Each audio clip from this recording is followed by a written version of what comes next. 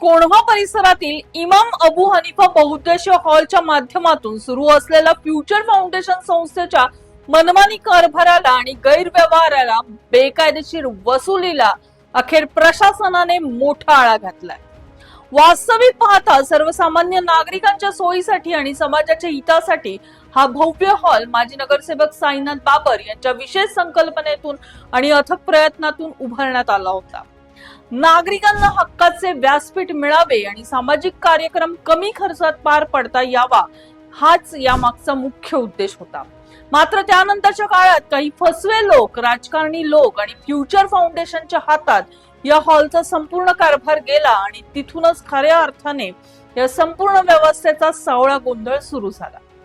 या संस्थेने मूळ उद्देशाला हरताळ फासत अबू हनीफा हॉलच्या नावाखाली स्थानिक नागरिकांकडून विविध कार्यक्रमांसाठी बेकायदेशीरपणे आणि अवाच्या सव्वा पैशांची वसुली सुरू केली, ज्याच्या अनेक गंभीर तक्रारी सातत्याने समोर येत होत्या. या वाढत्या गैरव्यवहारामुळे आणि मनमानी कारभारामुळे सर्वसामान्य जनतेची मोठी आर्थिक लूट होत असल्याचे पाहून समाजसेवक असलम बागवान यांनी या गंभीर समस्येची दखल घेतली. त्यांनी पुणे महानगरपालिकेच्या समाज विकास विभागाकडे आणि संबंधित वरिष्ठ प्रशासकीय अधिकाऱ्यांकडे या बेकायदेशीर वसुली विरोधात कायदेशीर आणि सातत्यपूर्ण पाठपुरावा सुरू ठेवला. असलम बागवान यांच्या या आंदोलन आणि तीव्र संघर्षाला अखेर मोठे यश आले. दिनांक 29 जून 2026 रोजी मनपा समाज विकास विभागाने मोठी कारवाई करत या अबू हनीफा हॉलला अधिकृतपणे सील ठोकले.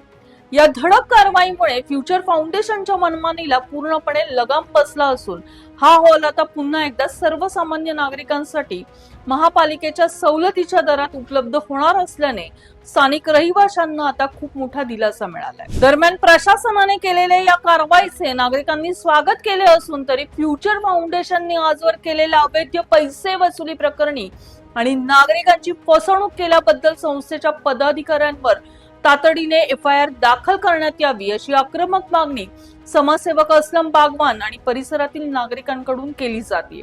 यासोबत या फसव्या संस्थेला कायमचे ब्लॅक लिस्ट मध्ये टाकण्यात यावे, जेणेकरून भविष्यात कोणत्याही सार्वजनिक मालमत्तेचा असा गैरवापर करण्याचे धाडस कोणीही करणार नाही. अशाच अपडेट्स पाहण्यासाठी तुम्ही पाहत राहा पुणे लोक.